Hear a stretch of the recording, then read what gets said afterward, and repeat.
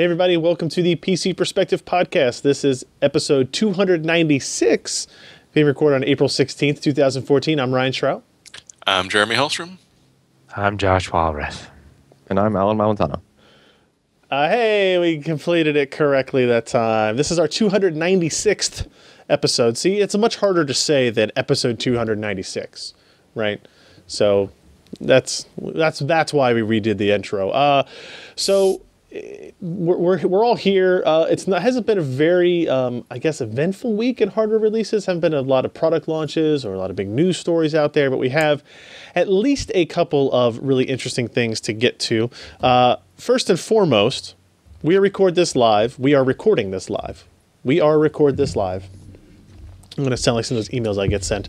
On Wednesdays at 10 p.m. Eastern, 7 p.m. Pacific. Other time zones, figure that out or whatever. And if you want to join us, we have a chat room. People hang out. They ask us questions. They bother Josh. They distract Jeremy. Things like that happen. And you can do that at pcper.com/live. If you want to know when we go live, you can go to pcper.com/subscribe and you'll get this page where we ask for your name and your email address. You get added to an easy mailing list that all we do is we send out notifications when we actually go live. So if we're doing an event at GDC like we did a few weeks ago, and we're doing a live blog or a live stream from that, we'll let you know. If we're doing our podcast, if we have some special secret guests coming up, which we may have in the next 30 to 60 days, probably, you'll want to be on that mailing list. So pcper.com/subscribe for that. And last week, we told you about a contest we were having with Galaxy. We gave away a GeForce GTX 750 Ti GC and a GeForce GTX 750 GC. We notified the winners of that. If you didn't get notified, sorry. That's the bad news. But thanks to Galaxy for that awesome contest. The good news for our viewers and listeners is that we have another contest that's starting today, thanks to our friends at EVGA. As a post-tax day celebration, you have the opportunity to win an EVGA Hadron Air and a GeForce GTX 750. You can see those items listed right here. In the celebration of paying all of your money to the government, at least if you're in the U.S. Jeremy, when's your tax day? Do you have a tax day kind of like we do? Yeah, we do, and Heartbleed may delay it because they had to shut down the online revenue service for a couple of weeks because of that. But it's coming up in the next couple of weeks. Oh, okay. Okay. Oh, I thought it was a Windows XP problem. I don't think they're on XP yet. No, they're not on they're XP still on yet. 98. They're on CE. Gotcha. Ugh. So for this contest, you go to pcper.com and look for the post that looks like this, post tax day celebration. It's got a picture of the Hadron Air. It's a mini ITX case. Comes with the. You just want to say hard on, don't you? He wants to give it away. I bet I typed hard on every time I typed the word Hadron. Damn you, autocorrect. First. Yeah. And I didn't. Nope. Delete. Okay, go back to there. So the large hard-on collider is much better. Winning this is pretty easy. You fill out the form. We have a form at the bottom here that asks for your name, your email address, and why should we love April 15th, which is instead of hating April 15th. Fill that out. Go to our Facebook page and like it. Go to our Twitter page and follow it. Go to our YouTube page and subscribe to it. And then we'll draw, not in 1 week, but in 2 weeks for this one, for April 30th. We'll have our winners there, and you will win both the case and a GeForce GTX 750 graphics card. So we'll have the beginnings to a pretty awesome mini ITX gaming PC, courtesy of our friends at EVGA. So thank you to them for this contest. Thanks to Galaxy for last week's contest. And make sure you go to pcper.com and enter for that. So I'm kind of surprised. Go ahead. I mean, just to go off, since we're, lacking for content. Yeah.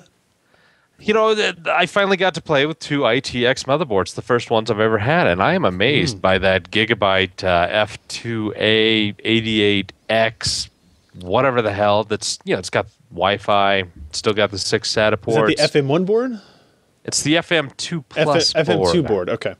Yeah, I mean that thing it weighs like a brick, just because it's packed with so much stuff. Oh, okay. It's kind of amazing that they put that much in such a small package. I won't say Ask anything Ken about it. what that's like. I won't I won't ask. It's not the size, it's how you use it. I won't ask. I won't ask anybody. Well, it depends on the size of the case you slap it into. And you know what? That Hadron fits like a charm. It's a Hadron. Okay. Just saying. I agree. I think Mini ITX stuff is really, really interesting. I think most people... The problem that I think Mini ITX has right now, for the most part, is it's actually more expensive than micro ATX or even a lot of kind of mainstream ATX boards, right? Because they've got to do more PCB layers. Correct. And a lot more design to get everything to fit. It's a lot like the laptop market, where if you want really ultra thin and light, you're going to pay more, even though there's less stuff there, and in theory less performance, as opposed to if you get a 15-inch machine, that's where your real budget prices are. When you get into the 17 and above for gaming machines, you're paying more as well. So there's always that happy kind of middle ground. And for now, at least, Mini ITX boards are not the norm, right? I think what we'll see probably, maybe with the next chipset release, is more of those Mini ITX boards, maybe more segmented options, from each vendor, where instead of just having one or two Asus Mini ITX or whatever, you might have 3 or 4 and have a lower cost, as well as kind of like the gaming series enthusiast level Mini ITX options. Yeah, but then on the other hand, we've got the AM1 platform, and then I have another Mini ITX motherboard for that, and that thing's just dirt cheap, and it has quite a few features, but obviously not like the AC Wi-Fi and higher end audio, and only 2 SATA ports, but still it's still a lot of computer. It is a lot of computer.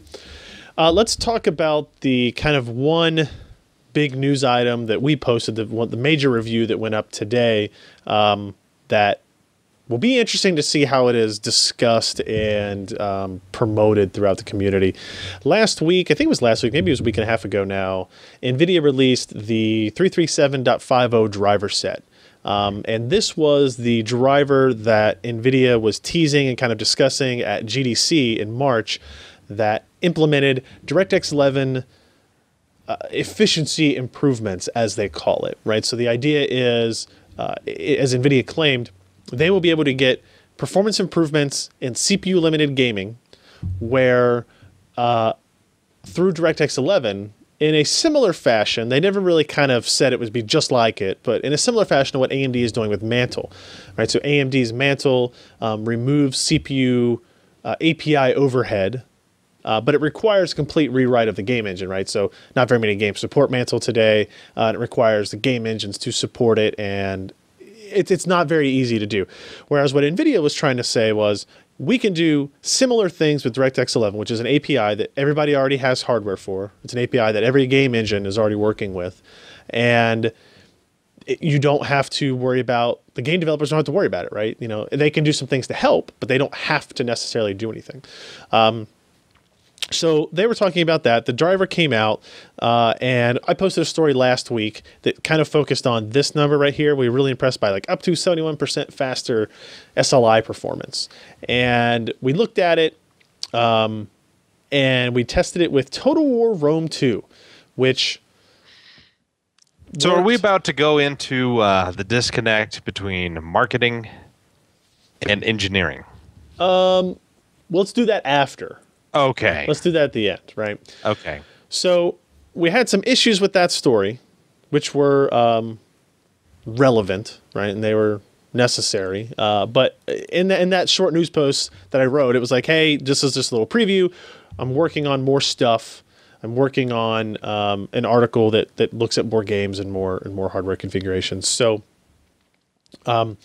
that is what we posted up today. We used a couple different platforms, a high-end system with the 3960X and still kind of a high-end system really with the i7 4770K. We used 780 Ti, 770 and 750 Ti. We used SLI and single GPU configurations in some of them. And we tested kind of a wide range of games. And what I was attempting to do really was not test every game with every card with every CPU, because I just don't have the bandwidth for that. I don't have the capability to test that in the way we test it. That's a that's a monumental undertaking that I could not get done in a handful of days. But more or less kind of say, okay, what are the games NVIDIA says they're going to do well in? Let's verify that they're doing that. And then what are some games that they're kind of maybe not talking about? And let's test those. Is there a reason they're not talking about them? So that's why we did, some games that we haven't normally tested in a long time, like Hitman Absolution or Sleeping Dogs, and then games that we do use frequently, like Battlefield 4 and Crysis 3.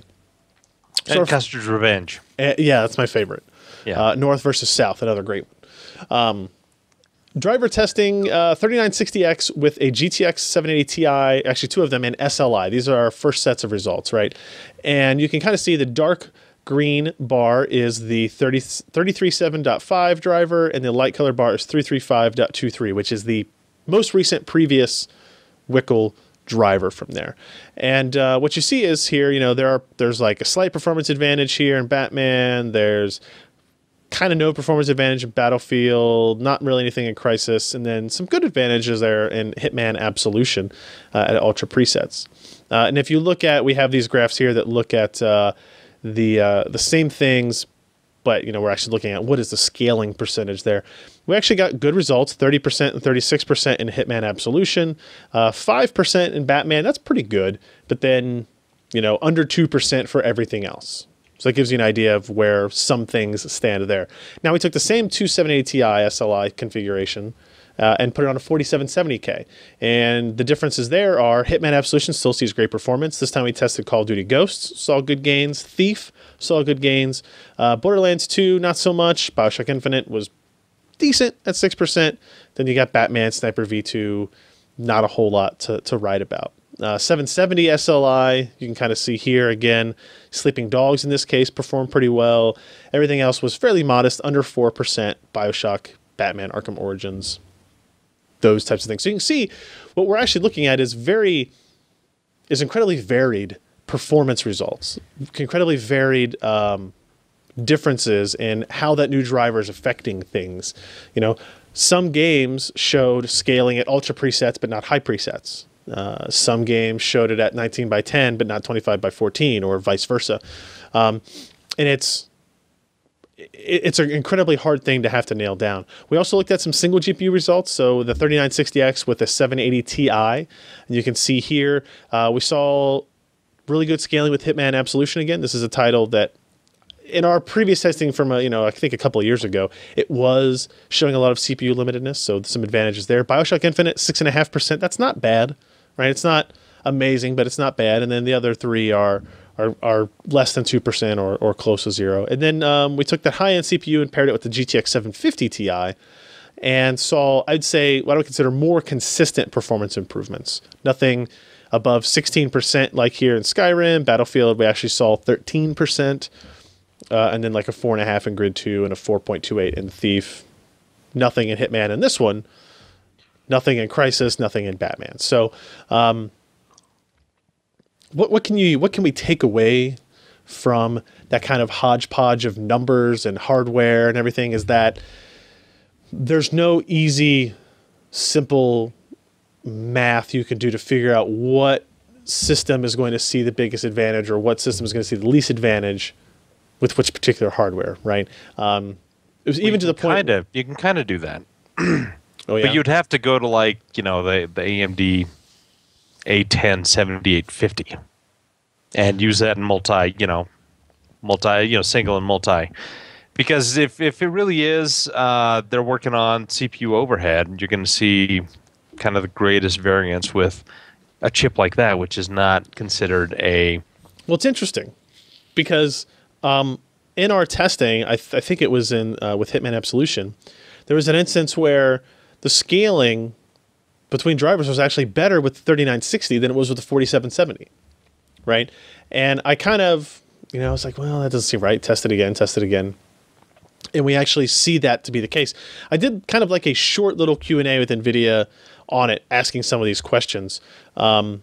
About like, why do you see performance improvements in certain sections of games, but not all sections of the games?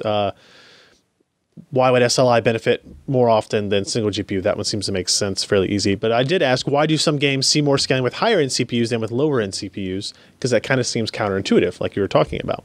And NVIDIA did say, if a game or portions of a game are heavily CPU-bound in the game itself, rather than the driver code running on the CPU, which is what the 337.50 is actually targeting, then it's possible for higher-end CPUs to show better scaling overall.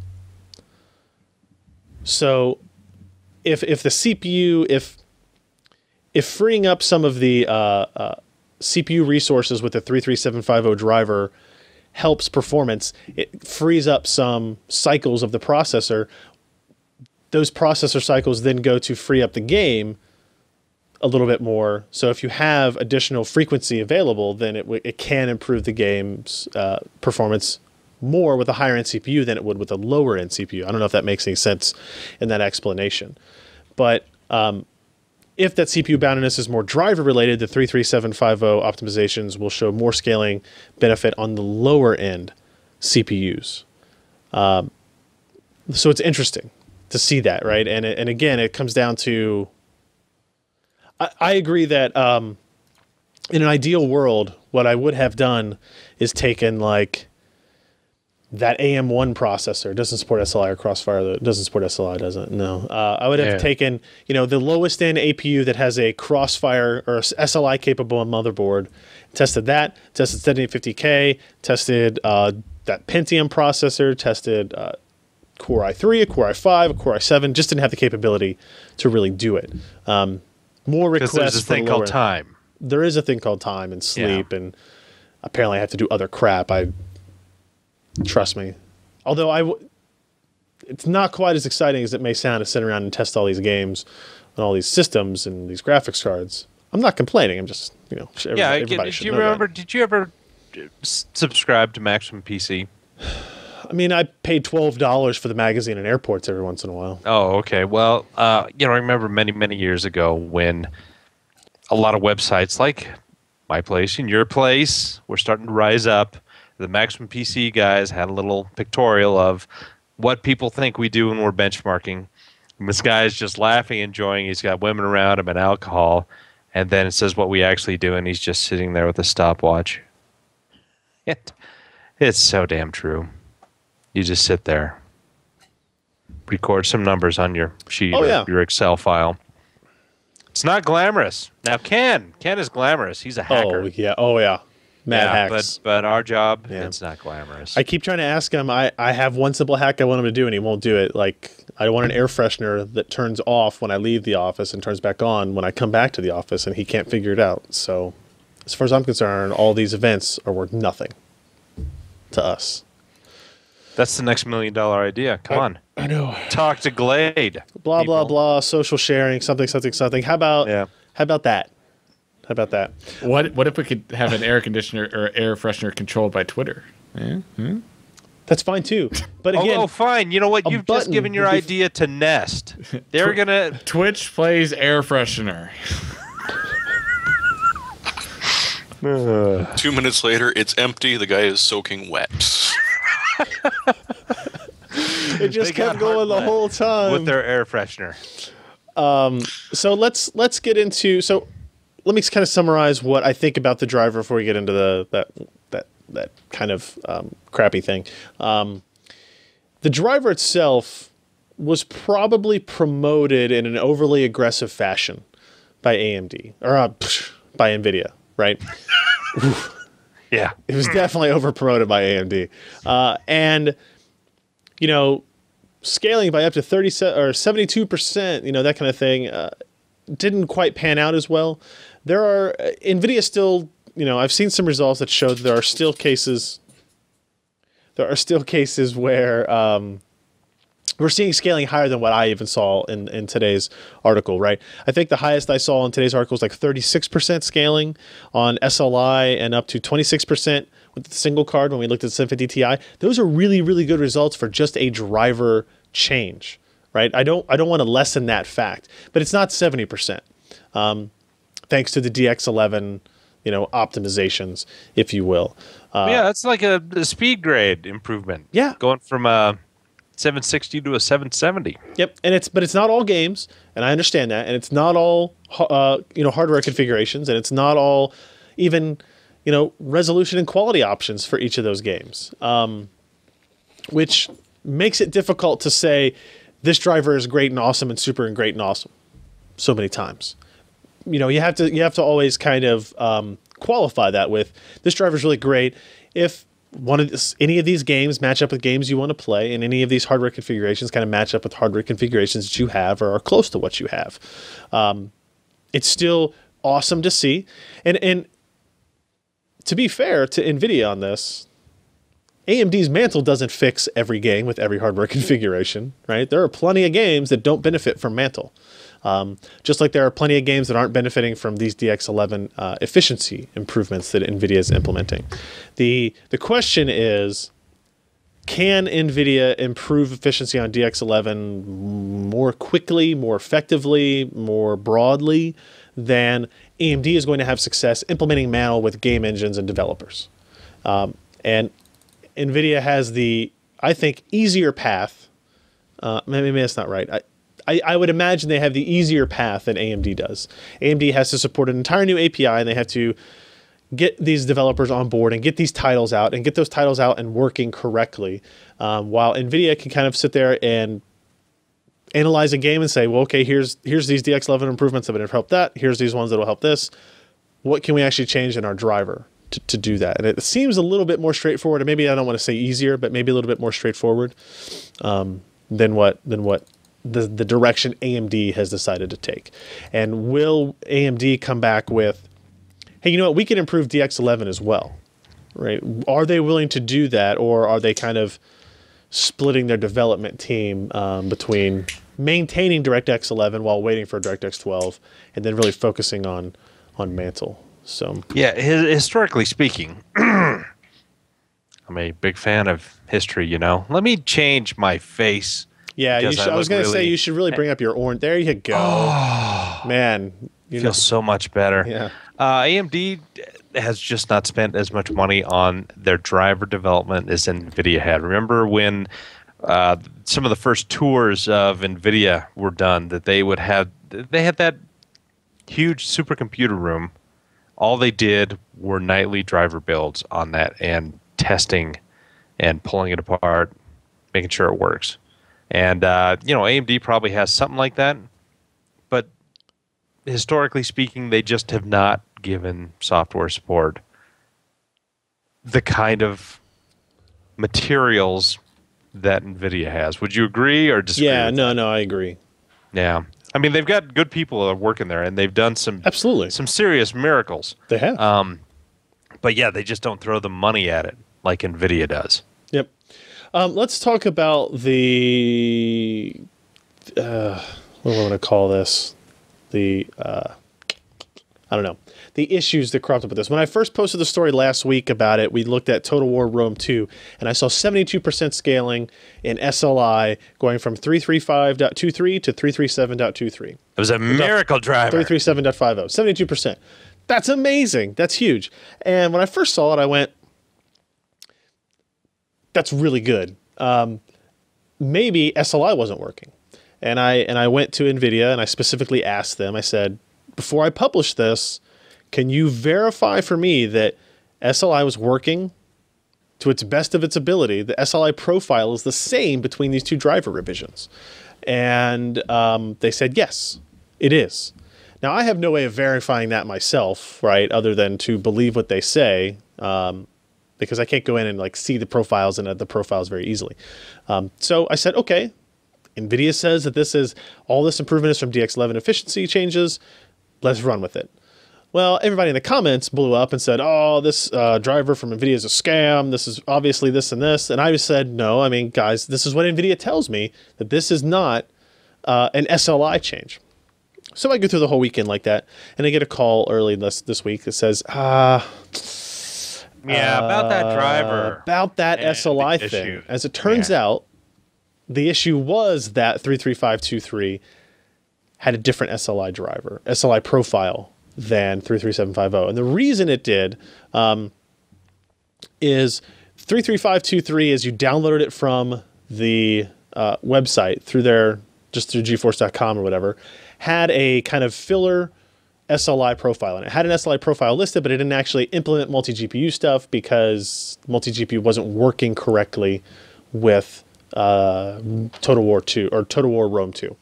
So what happened is once the game got patched and they added it in, which was between 3.3.5 and 3.3.7's release, if you had GeForce Experience installed, it has the capability to push SLI, 3D Vision, and Optimus profiles without having to download new drivers. And so it pushed an SLI profile, the correct SLI profile for 3.3.5.2.3. And so somewhere inside the company, the mindset was, yes, 3.3.5.2.3 has the correct SLI profile with it. And it did, had you installed the driver, had GFE running, and you'd opted into those SLI on-the-fly updates. Okay, and that explains why even in forums, some people were running before 3.3.7 even came out, 3.3.5, and they were seeing, some people were seeing great SLI scaling, some people were seeing no SLI scaling after the Total War Rome 2 patch came out itself.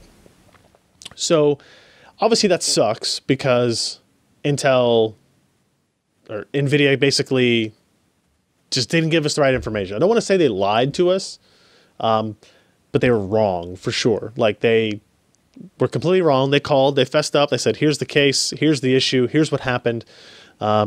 So those performance differences of 72% and everything were caused by SLI profile changes, not DirectX 11 efficiency changes. And that is why in our article that went up today, Total War Rome 2 results in SLI are not included because they're not relevant to this discussion, right? So it's still kind of true, but not really, that you get this performance boost going from 3.3.5 to 3.3.7. It's just inaccurate as to why you got that performance boost from that driver increase. It's not 3.3.7's magical DX11 changes. It happens to be that now multi-GPU works where it didn't before. So that is kind of the... Ryan? Yes. Ryan? Yes. You got a little egg on your face. Yeah. Just brush it off a little. It'll be okay. I felt like I did. It's really not my fault. You're given bad information. It's one thing to... incomplete. It would be one thing if I had never questioned it. Then the egg would be on my face. But I did directly question it, and I was given a direct answer. And it's information that I can't really prove one way or the other, right? If they say that the driver code is allowing one thing versus another thing, I have to go, well, okay, right? But it was incorrect. So there you go, I guess. It's poopy. Hey, you did a nice article. I read it like twice. It's poopy. It's poopy. So, we give a lot of crap to people in comment threads on articles. They were right this time. They weren't right to yell at me. Because, you're a sensitive young man. They weren't right with to red yell hair. at me. But they were right to yell at somebody, and it just needed to be NVIDIA.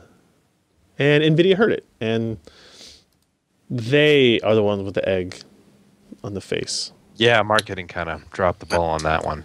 It's so weird. But to steal a phrase, they admitted they SLI'd. It's way to go, the real Josh Walrath in lead speak. Nice. All right. So let's move on from that. We have two articles from our newbie on board. Sebastian posted it. Thank God for Sebastian and Ryan keeping this thing going on the article side. Allyn, Josh, you're both on this show. Yeah. Okay. AM1. I worked really hard on that, and then the week before I worked really hard on something else. It was hard. You were just playing Morrowind. It was last week. I'm sure it was really hard.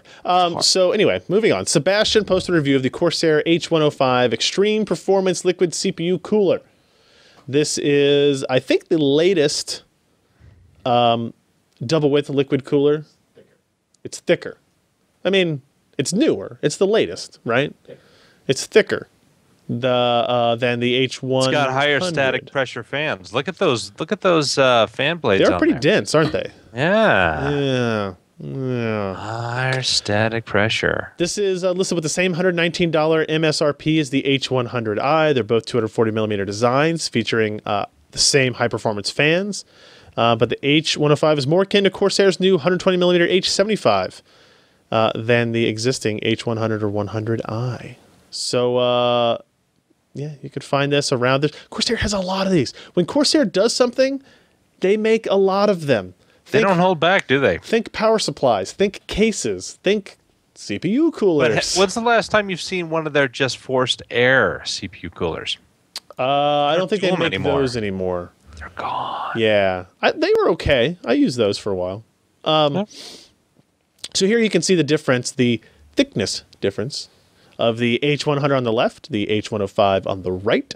And, yeah, you see, I think looks like it's slightly more dense.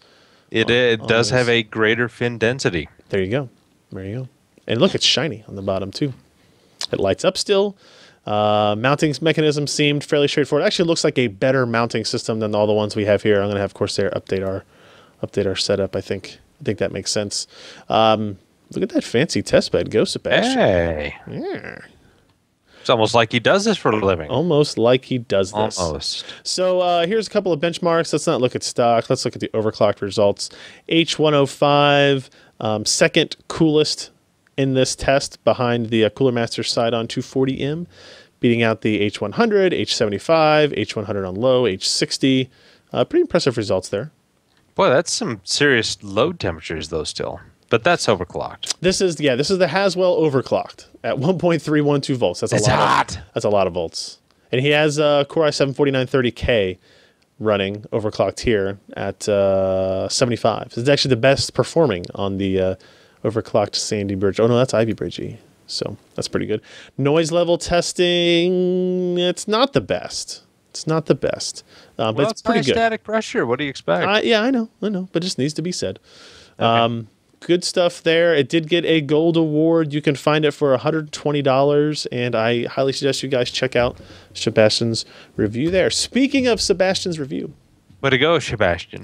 He also posted an article titled "The Ultra Speed."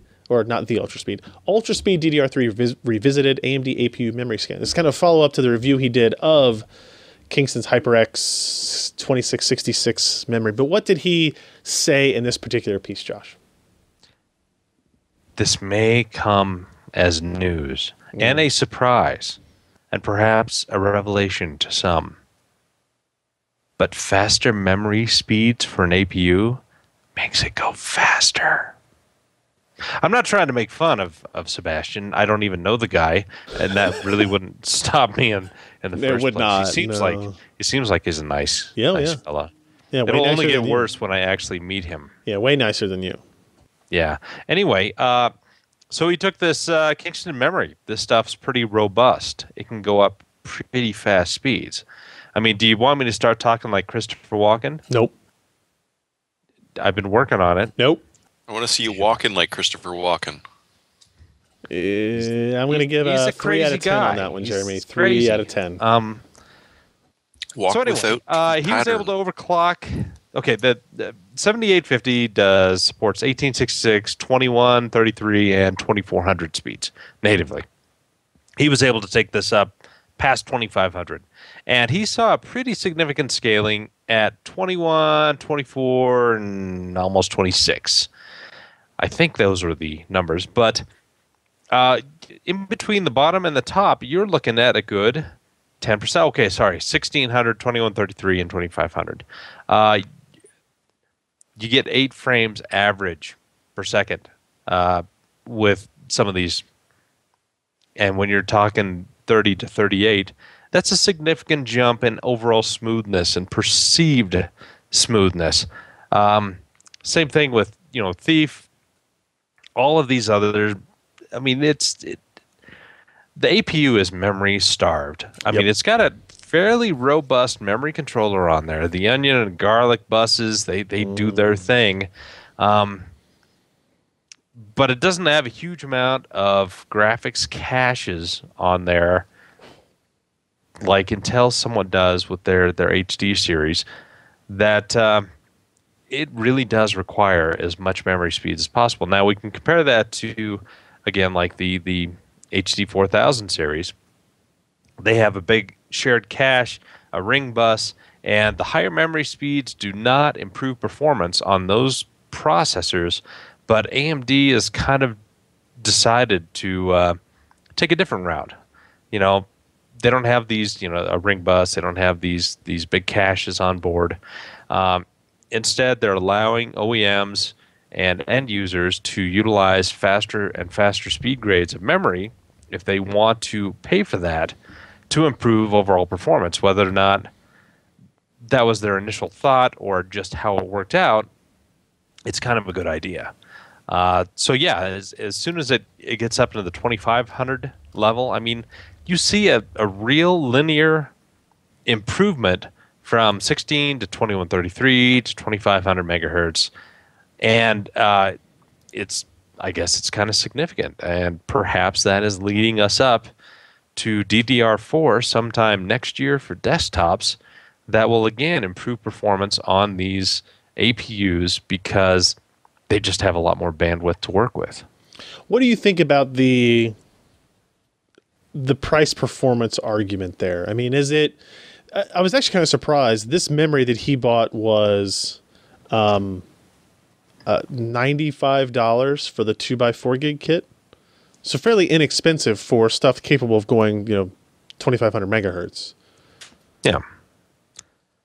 Compare it to his original one, where he was doing the 4770K, where you saw scaling of a frame. Oh, sure. The Intel CPUs don't see. Yeah, the Intel CPUs don't see anywhere near the scaling that the APU does. No, they see nothing. But just in terms of I guess when I was thinking about this, anytime AMD wanted to show off this capability of their APUs to utilize higher speed memory, I always thought, yeah, but who's going to pay for really expensive memory when they're buying an APU system? The point of buying an APU system with integrated graphics, if you're going to utilize integrated graphics, is that you're probably working it on a budget, right? You don't go in and say, I'm going to buy a $130 motherboard, $120 processor, and $200 memory. But if you can get it for $95, does that put it in, a more likely thing? Now you're talking about a $30 premium over, so you can get 8 gigs for like $60, or you can get 8 gigs for $90 that run at the higher speed. Yeah, well, let's kind of put this in a different spotlight. So 1866 memory is about $72 for that kind of density. I mean, yeah, you can get 1600 for a couple of dollars less, maybe $10 at most. But what would you rather do? Would you rather buy a $90 graphic card that will, give you $90 of extra performance?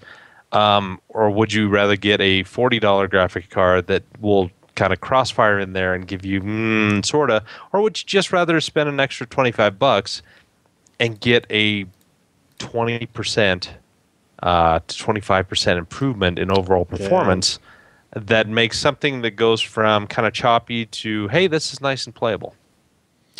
Yeah, I don't know. I guess that's going to vary from user to user. In my mind, the person that's buying an APU to make like an integrated system, they're not going to look at discrete, they're trying to say super budget. That $25 to $35 in memory cost is a significant portion of that. It could be 8 to 10%, depending on what your build levels are, right? And if you are willing to spend the $35, maybe it makes more sense to just buy that lowest cost discrete GPU. And either do the dual graphics, or if it's fast enough to not even worry about using the integrated graphics. So I'm not sure how the introduction of DDR4 will help this. Maybe, I don't know if that pushes higher speed DDR3 memory down in price. Maybe it compresses things.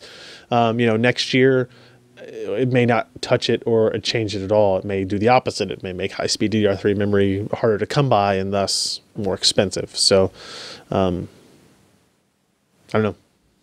It's interesting technology to research though, like to just kind of see how it scales. And Sebastian posted this article because after his first article that just looked at it was a memory review itself. Most of the comments, or not most, but a lot of the comments said, hey, you should test this on an APU system because you're going to see more benefits out of faster memory there, which clearly is the case. But still, I mean, can we go back to historically speaking? 8 gigs of memory for under $100, and that's like the fastest. You're living in the past, man. Grade. I don't know. It's just it doesn't hurt me to buy expensive memory anymore because it's really not that expensive. Yeah. I agree, but again, if we look at the articles that we talked about maybe last week or the week before, where we were building a system based on the Athlon X4 760K or the Pentium G3220, people that are that focused on cost are going to worry about $30 for memory.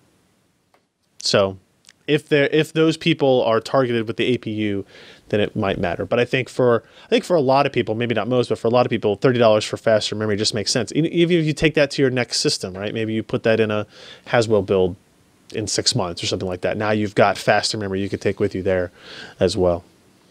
Let's talk about some news items that cropped up. Jeremy, we haven't heard from you yet. Alan, we haven't heard from you yet. Let's talk AMD Kabini chips now available at retail. Anything new on this, or are we just finally seeing the availability of the stuff that Josh wowed us with last week? Wow. No, that's about it. It's now that it's not just in Josh's hands, you can buy it. Even better, anyone can buy it because the most expensive part is $60. That's pretty impressive. Yeah. I mean, of the two Athlons, the 5350 is coming in at 60, the 5150 is coming in at 50. I mean, from the testing we've seen, you're not going to be gaming on this without a discrete GPU backing it up, but that leaves a lot of dosh in your pocket to pick up another GPU. The Semprons are even cheaper at 40 and 35 for the 3850 and 2650 respectively. Sempron. It's so dirt cheap, and all of them are rated at 25 watt TDP. So part of the reason that you can put it in a little tiny AM1A motherboard, and away ye go with just a little bit of memory. Now, sneak peek of what Ken is working on this week. So we like to give Ken these jobs of, hey, build the cheapest thing you can do, right? And so last time he did the Pentium. I am a college student. You've met his latest girlfriend, right? Oh, yeah, the cheapest thing. She may not have any teeth. So think of the testing that we did with the Pentium G3220 and the Athlon X4 760K applied to an Athlon 5350 with a micro ATX motherboard that has a full-size PCI Express by 16 slot. And in many cases, we're seeing performance very close, especially when you are not at all CPU limited. So maybe games like Civ 5 have a problem, games like Hitman Absolution have a problem, but games like Battlefield 4, not so much. Or what else? Crisis, not so much. Like difference between like a 750 Ti running on a 3960X versus 750 Ti running on a Athlon 5350 25 watt part. Almost a not that great. Close to zero. Close to zero, Ken says. Well, it says great things for AMD. I mean, hey, we don't have to be the fastest, but price for performance, you can't touch us, Intel. Especially with this new generation coming up. Look for that story in the coming days. The one caveat, though, is that some people are going to feel a little bit limited. There are only 4 PCIe 2.0 lanes. There's only 2 SATA 3 ports and 2 USB 3.0 ports. So people that are used to having a half dozen drives might feel a little bit crowded, but just buy this as a backup system. Keep your main storage system going. Yeah, backup systems. Right, Alan?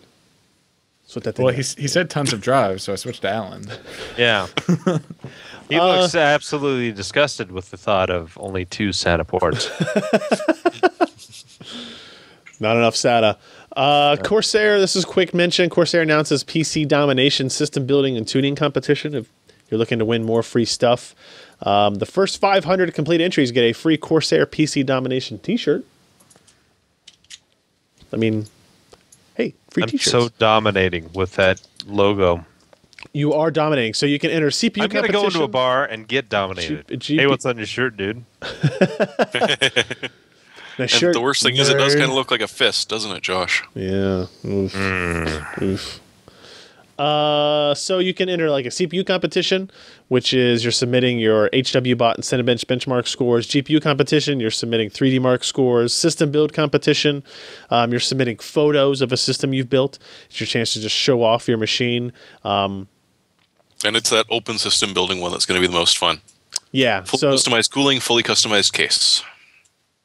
That's where you get the really creative nuts people. Maybe kind of like Maury. He's not here, so we can talk about him. But GPU, they have like air cooling on NVIDIA category, AMD on air cooling on only, and then custom loop cooling for both. So they're trying to make it a little bit easier on everybody, so you got a chance to win. So if you go to Corsair.com, I'm sure you'll see the link. The full link is too long, but if you search Corsair PC Domination, you can get your hands on some t-shirts, and they're giving away cases, coolers, keyboards, memory, and more. So they're a sponsor of us. Figured they're doing something cool for the community. Might as well bring it up.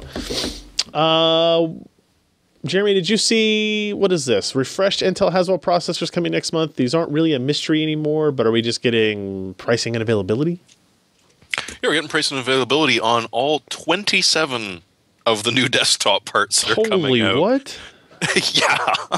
And when they mobile. refresh, they don't do it half-assed. No, they are not doing this one half-assed. This is a full-on ridiculous refresh. And I've got a Pentium for your grandma, if you know what I'm saying. Yeah, well, unless you don't like her, then you can get a Celeron. It's a niche market, admittedly. But yeah, and I mean, the desktop prices, we've only got the tray prices. So these will not be the retail prices, but they're going from $42 at the lower end to the top one, the $47.90, which is sort of what people are waiting at, the 3.6 gigahertz one, is $303 on the tray, which really isn't too bad. And then looks like the 4670 replacement will be the 4690, 4-core, 4-thread, and that's $213.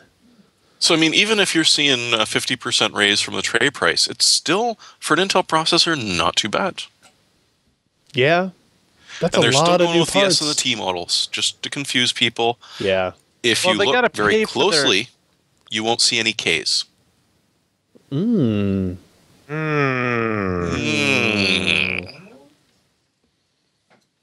somebody pass gas? Allyn.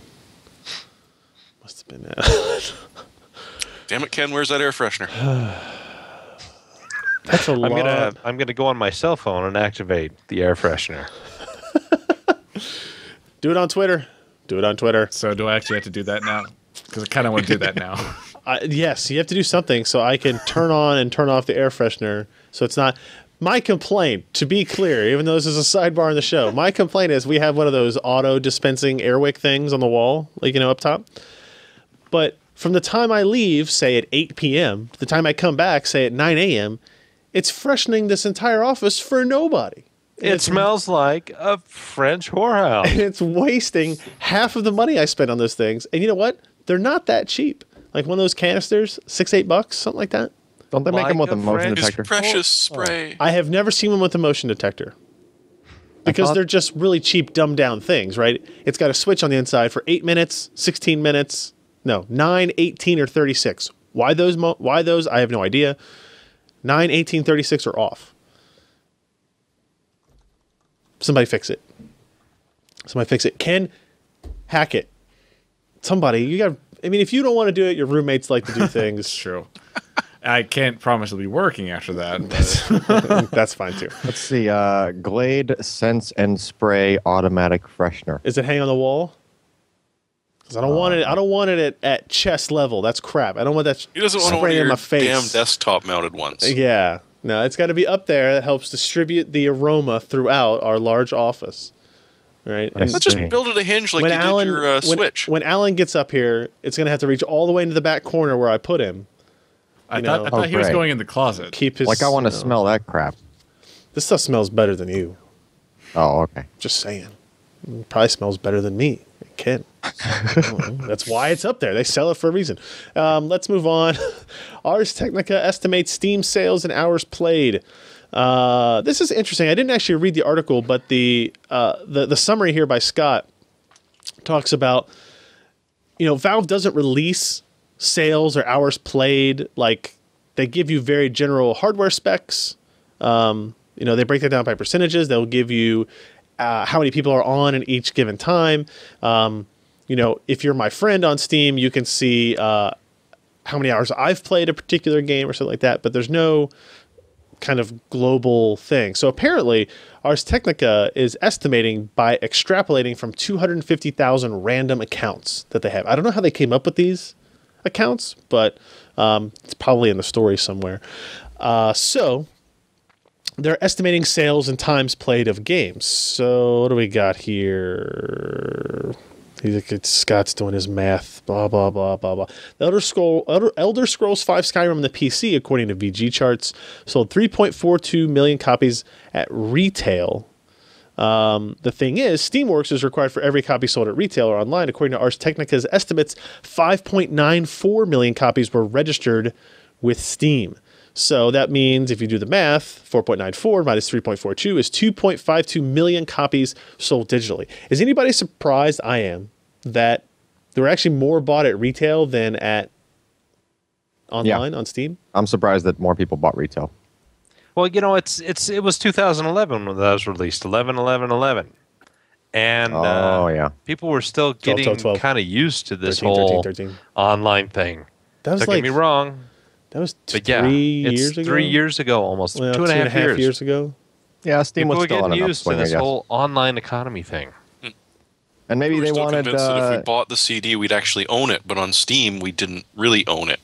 That's true. And not only that, but the retail Skyrim packages had like maps, maybe a little septum. That is a game that people would care about that stuff more. Yeah, it's a collector kind of thing. Especially if you bought the first 4 Elder Scrolls games on disc. Maybe you continue. Yeah. Well, I guess Those I have on disc. I like Scott's Skyrim story actually did here. Scott's continuation is that this means the PC was the game's second best-selling platform, ahead of the PlayStation 3 that had 5.4 million copies, and behind Xbox 360 at 7.9. And this is why Bethesda can just roll their own Sure. MMO, because they're rolling in the dough. I mean, how many? Let's see. If you take 5.5 and almost 8, you're at, let's say 13 plus almost 6. Probably you're close to 18, 19 million copies of that game. And if you average the buying price at about $30 in between from when it was new to when it's down, I mean, do the math, because I can't. I'm an idiot. Well, yeah, sure, of course. Now, what was It's almost like $600 million. So the most owned, if we look at the R story directly, the most owned game is Dota 2, 25.93 million. Team Fortress 2, Half-Life 2 Lost Coast. a lot of people bought graphics That was cards. free, yeah. Counter-Strike Source, Half-Life 2 Deathmatch, Left 4 Dead 2, Counter-Strike, Half-Life 2, Portal, Counter-Strike 2nd, Condition Zero, Day of Defeat, Deathmatch Classic, Ricochet, and then Skyrim. So, by the way, that's a lot of Valve games at the top of that. They give away a lot of stuff, don't they? They just give that stuff away. Well, the first Yeah, two those sales are just a little Counter-Strike crazy, aren't they? Source was paid for. Which one was? Come on, CS Source. Yeah, but I mean, it's been included in so many like Valve packs That's and true. stuff. Just like Half-Life 2 and Counter-Strike and all that kind of thing. But Dota 2 and Team Fortress 2 are free-to-play games now, so I consider that owned, being in quotes, really. What the Now, heck is Dota 2? see, this is what I like: owned but unplayed. Of the 12.8 million people that have Lost Coast, 10.7 million Why never would you have played it? Played it Never Because of the played it. HDR, It's just a man. It level, was so and all I ever shiny. did was benchmark it. So I Yeah. played it again and again. But and look, again, Skyrim and only had again. HDR. yeah, Skyrim only had apparently 300,000 people that own it and never played I'm it. guessing Ricochet was given out to a lot of people for free. Yeah. I never played it, but I have it on Jeez. Steam. Deathmatch Classic, Day of Defeat. Deathmatch, How would you not play DOD, the original Yeah. DOD? Deathmatch is at least free, or it was, or something like. Yeah. So here's also interesting stat. Total play time per registered game, percent of all registered games. So 36.9% of all registered games had never been played. This is the effect of Steam sales. Is this what this is telling me, right? It's a good chunk of that, yeah. Yeah. Before you protest that this number sounds incredibly high, consider how many Steam games you've acquired through some sort of indie game bundle or ridiculous seasonal sale. So this is like free money for devs. We don't actually have to deliver on a product. We just have to deliver on the promise. And they'll buy it, but they may not necessarily have to experience the bugs, lack of support, But I bet whatever. So it's free money. Here we go. Most played games on Steam by total hours in millions. 3.8 billion hours of I hadn't Dota even 2 heard have of been that played. game. You've never heard of Defense of the Dota? Ancients? Defeat of the Ancients? Defense. Defense, no, I think. defense. But one of the two. Defense. Team Fortress 2, Counter-Strike Source, Counter-Strike, Civ 5. Okay, stop. Civ- Stop right now. Okay. Stop. Stop. Do you not remember that techno song where the guys were playing Dota? And in true. fact, that was a large portion of what they were talking about during the entire techno song about them true. sitting around playing Dota while their girlfriends are bored on the floor. It's true. Oh, Come on, You don't Alan. remember that? You have to remember Google You were this in the now. Navy. all right. So, we'll do so that hey, after the show. so go. Yeah, I was on the Navy on submarines, which means that we couldn't play online games. So, Especially online-only games. so I bet if you went back to that previous chart about the whole like big wedge of the pie chart that said games that were never played, if there was a separate chart that showed the cost that those people paid per game of those things, I It bet would- the average would be like $2 or something because they Yeah. bought those games as part of a pack, Like part of right? giant so, bundles. yeah. Yeah. So if you look at the total hours played, I mean, Civ 5's way up there. That's not a surprise Well, that's because you start Civ 5 games and you take play forever. it for 10 hours. Yeah, but look at Skyrim. 632 million hours of people played Skyrim. It almost seems low somehow. I have. No. It's the only game I have over 100 hours played on my account. That's because we've been You've never benchmarking it played for 3 Defense years. no, Yeah. it was like that before we did the benchmarking. That was the last game I like really spent a lot of time. But the other thing is, if you mod them, a lot of the time Steam will not count that as hours played now because it's modded to the point where they're not considering it. Like, I think my Witcher 2 hours are 0, and I've beat the game. Median because number they of modded it. hours per owner since March 2009, with at least 50,000 owners. Football Manager 2014, up at the top. Elder Scrolls 5, Skyrim number 2 with 53 hours per person. Now, if you take a look at Dota 2's not even on that list, is it? Yeah, it's another long-form turn-based strategy game. Yeah. Wait. How I'm how are almost these 400 different? hours on Civ 5, apparently. How are these two graphs differently? Or different? I don't understand. Median number, versus mean. Okay.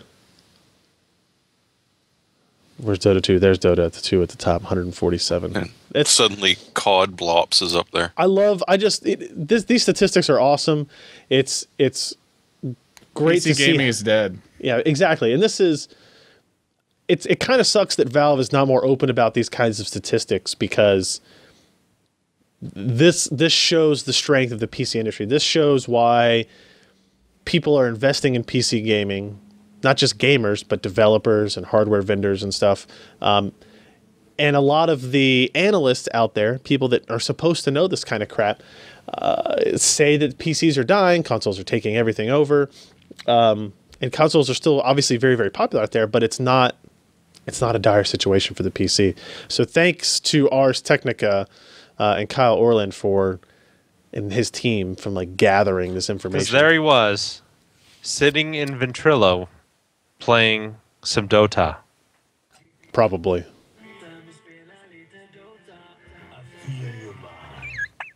All right. Come on. Yep, we're moving on. You've watched Nope. that video. No, I haven't. Let's move on. I'm with you, Josh. We got a couple more things to talk about real quick before we get to the end. Steaming on a Sempron. Sounds gross, Jeremy. What are we talking about? When we saw the Linux support come out for the new AMD processors that we just talked about, the Athlons and the Semprons, immediately this comment started coming in. Well, how does it work on SteamOS? Is this something I can build a Steam box off of? And Phoronix has much like you, limited amounts of hours in the day. So they haven't gotten around to doing it with a discrete card yet. However, what they did get a chance to do was slap it onto a board with a couple of different IGP level Radeons. And it works. I mean, if you're going to accept 1024 by 768, Portal was coming in at 60 frames a second. The others, floating. They were all testing Valve games. Half-Life 2 Lost Coast, so they pumped the hours up on that game a little bit for the Steam survey. Yeah. Hey, it's Counter-Strike HDR. Source, and, Come on, that was one of the first Portal. HDR And so titles. with Counter-Strike and Half-Life 2, I mean, at that low resolution, you were looking at somewhere around 40 frames a second on the 5350, which is playable. It's maybe not the greatest, but it's playable. They did test it all the way up to 1080p, and at 1080p, well, it's kind of ugly. Oh, yeah. More than just a little bit ugly. Yeah. But yeah, the IGPs were a little bit weird. I haven't heard of, when's the last time you heard of the 8240? Well, Or the 8280 or the 8400? I mean, these are old chipsets, but at the same time, hey, if it's coming on SoC, that's what you get, isn't it? it often is. It often is. All right. And then So we will see discrete testing sometime in the very near future. And not just from Phoronix. I hear that there's a guy named Ken working on that too. Ken. never heard He of just needs to get SteamOS installed and see how that goes. him. Never heard of the guy. No. Our last news story was posted by Scott just before we started the podcast, and this is on the health of Intel's mini divisions. This is looking at, I guess, some of the latest quarterly returns. Josh, do you have any info on this other than what Scott has posted? Like the mobile and communications group, revenue dropped 52%. Here's the interesting thing about Intel. They have these nice rosy, and when you're making about $2 billion a year in gross revenue, well, not gross, but rather net revenue, Yeah. you can sweep a few things under the rug. Okay. But when they start talking about their extreme mobile stuff, which they're aiming for tablets, they're aiming for cell phones, it made something like $320 million this quarter. But they spent $900 million in terms of research, developing, marketing, all that other stuff to get these products to market. So it kind of tells you the health of Intel in these. I'm trying to figure out how the Internet of Things group made $123 million on $482 million of revenue. I don't even know what they're selling yet. Well, okay. Intel still has a lot of very low-level processors and chips that they can sell into these things and say, hey, it's Internet of Things. I mean, basic network capabilities. How many network cards and switches utilize Intel products that they can kind of put into the Internet of Things? Because that's kind of part of it. Yeah. But when you're talking about Bay Trail stuff, the amount of money that they put into it and how much they've actually extracted is pretty bad. I mean, that department has lost billions, but they have to keep pumping money into it because it's kind of the future. I mean, how many of these damn things did they sell a year versus PCs? I mean, it's not even close. And ARM and their partners are doing very, very well. Yep. Intel, not so much. But having said that,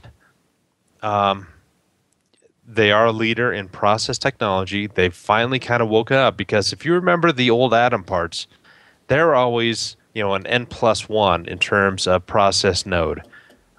So if they had 32 nanometer processors, for the desktop, Atom was running at 45 nanometer with like a 65 nanometer chipset that goes along with it. They've kind of figured a few things out, and now they're really accelerating those forward so that now we're finally seeing mobile processors that are using 22 nanometer, but they're still x86, which has some inherent disadvantages against what ARM can do at 28 nanometers in terms of performance and power consumption. Maybe not so much performance, but certainly power consumption. So this was an interesting quarter for Intel. The PC market actually saw a big boost just because Windows XP is now gone in terms of support. And so a lot of corporations and people have been upgrading their PCs to keep in line with the latest operating systems. But yeah, they're still not going where they want to be in terms of mobile. I remember multiple CESs ago when Intel had that big thing. I mean, it was a packed ballroom of 3,000 people, and they were showing all their mobile parts. And this was before Bay Trail. I can't remember what the product was, but I think it was basically Silvermont based, but the higher process technology. And they're showing games and whatnot, and they just didn't look that great. And they were trying to hype it up, and Will.i.am was up there trying to get people interested in this. Yeah. And yeah, it was just it was bad. But I mean, you got to take these baby steps to get to where the rest of the industry has been and where they're going. And I think eventually Intel will be successful in what they do, just because they've got money, they've got process technology. They do. And but it's again, it's like what AMD was talking about with Bay Trail versus even the AM1 processors. Even though it's a 22 nanometer part, the performance and the power consumption is not all that different between those two parts. And AMD has stuff coming down the line that will kind of improve upon that as well. And so it's going to be very interesting to see where Intel goes. Have they done too little too late to really push mobile processing against where the rest of the industry is? I mean, I'm not going to bet against them because simply they rule in the server market. That's high margins. They rule in the desktop market for the vast majority of most laptops and notebooks out there. They're right there. But when it comes to cell phones, tablets, they're still a little behind. So this is this quarter was interesting when you really look behind what they were talking about, and they did give some interesting numbers that exposed some of these weaknesses that they have, and this is something that they haven't seriously done before. It's going to be interesting to see where they go. Hopefully, they go up. Down. Really? Sure. I like competition. What if they stay at a steady state and everybody else kind of matches them? If you're not growing, you're shrinking. Words to live by. That's what my waistline has done since I was 23 years old, and I'm sticking with it. It sounds like you're an MBA grad. Sticking with it. No, don't insult me like that, please. Let's get into our hardware software picks of the week. I'm going to go first. I didn't do this last week, did I? Not officially. So this is the Amazon Fire TV. I finally hooked it up and got to use it since the last podcast. Actually, right before the podcast. Hooked up the TV behind me, and it actually works pretty damn well. One of the things I still really like that Amazon does when you buy a Kindle or you buy something like this, it comes pre-associated with your account. I didn't have to log in. It knew what it was. Hooked in power, HDMI, Ethernet, boom, off and running. The remote control that it has. Fire TV, by the way, is, I guess we would consider this a streaming media player. Hooks up to your TV. It will connect to services like Netflix, Amazon Instant Video, Hulu Plus, Showtime, Watch ESPN, things like that. It does not have HBO Go yet. They need to fix that because I got one too. Game of Thrones season is on. See, I got one too. Yeah, you made that joke last week. Yeah, no, we heard that joke before. Come on! No, that's a good fail. joke can always be told twice. No. You heard the master of that. Oh yeah, how about this joke? Windows 8.1. That's not the a non-working ISO. That's not a Good joke. joke. Well, it's a poor bastard child now, so. Yeah. Remote works fine. The speech recognition search works really great, but it only searches Amazon's Prime Video selections. So stuff you either get for free, stuff you can buy or rent or use through Amazon. It doesn't search Netflix. Does it only work if you scream into it, like in the commercial? That actor just No. It works really well. I like this better than what. I think I like it better than what Xbox does, where you have to speak out loud and it has to, capture things. The microphone's right here on the remote. You hold the button down and you say Walking Dead, and it searches for Walking Dead episodes and it will show you how much those cost and all that kind of thing. It would be way, way, way better, obviously, if it supported Netflix, if it supported Hulu Plus, if it supported, HBO when that gets here, where you could say, Netflix, Josh's favorite porn, and boom, you get your list associated with that. So It's a short list. Get what I mean? it's a short list. Kindle Fire TV is only $99. That puts it in the same price range as the Apple TV in Roku boxes, maybe. I don't know what the prices are of those, but it's a pretty neat little device for $99.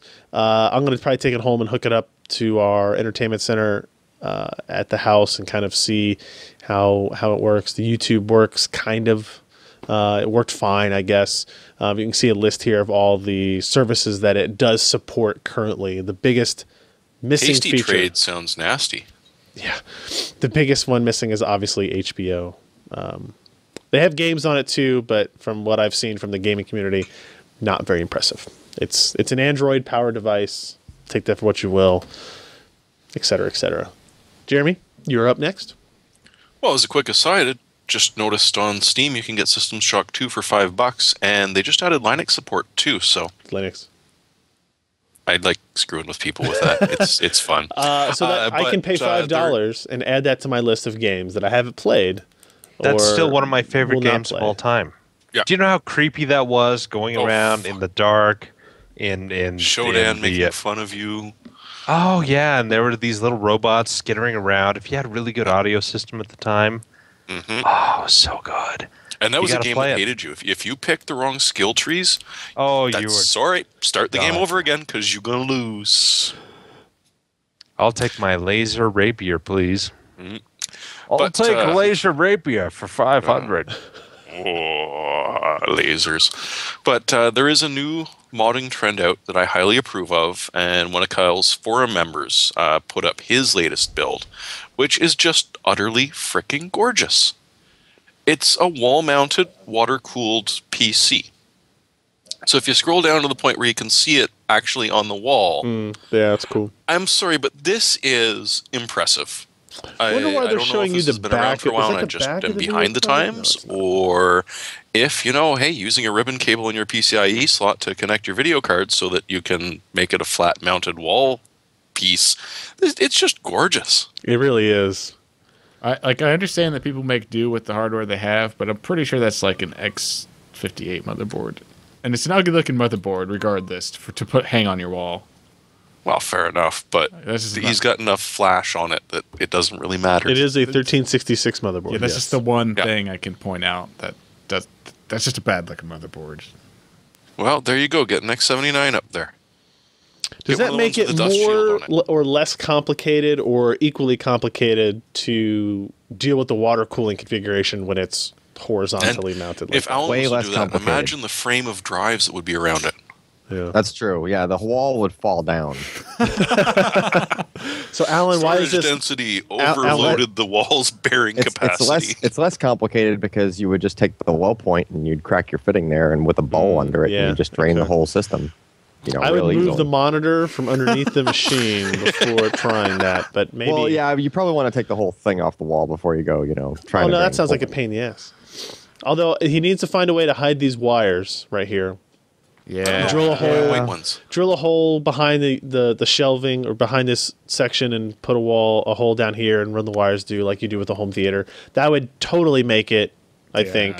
That's the only thing I can see that I don't really like about it. How much do you think that weighs? Except blue LEDs. Why in the hell would you pick blue? They might Do you know how be much that UV burns your LEDs. retinas? It's blue is the hurts. hardest light for your eye to see. Yeah. Ken's probably tired of hearing this. Yeah. I hate. My eyes have the worst problem with blue LEDs. And the funny thing is, I don't know if Alan, if you saw it when you were here, there's a shopping plaza across from like the Chick-fil-A that we go to often. And at night, there's one of the signs that's blue, right? And it's a bright blue light in the dark. And so I can't read it. You can't read it at all. I think, Ken, you've had So you have really problems didn't with it. enjoy Tron 2, did you? I liked it, but it's hold on, and so you can't read what it is, and so do you know what the store is? Do you know what it is? What is it? It's an optometrist and glasses He's trying to place. ruin your eyes. Touche. And I'm just like, Touche. come on, guys, Make your come sign on. impossible to read. Everybody comes in looking for glasses. It's like blue LED Christmas lights. The worst. The worst. Can't focus on them. Hurt my eyes. Death to them all. Josh, what do you You're a got? ginger. What do you expect? That's true. Just anecdotal evidence. Ben Stone, he bought physical copy of Skyrim with the map.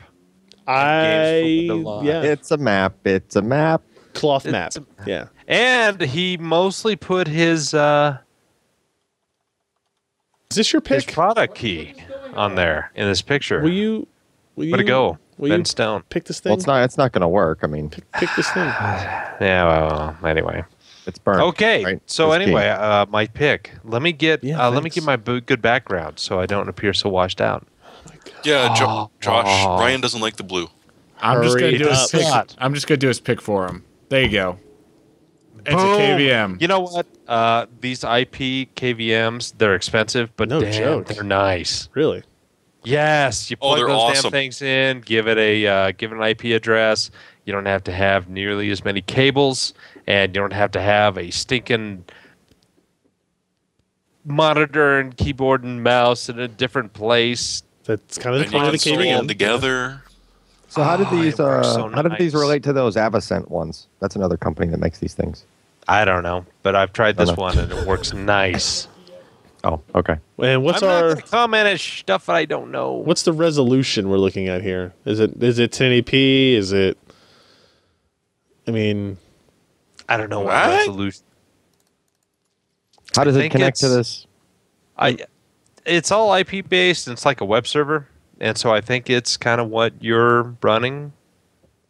can't see. Now I don't think it's going to do Eyefinity, but No, obviously not. But if it No. would do like 25 by 14, that would be cool. I think it will.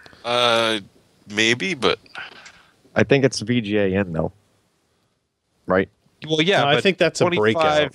It no, says- 2038 by 1600. 2048 by 1536. Yeah, that's going to be the max.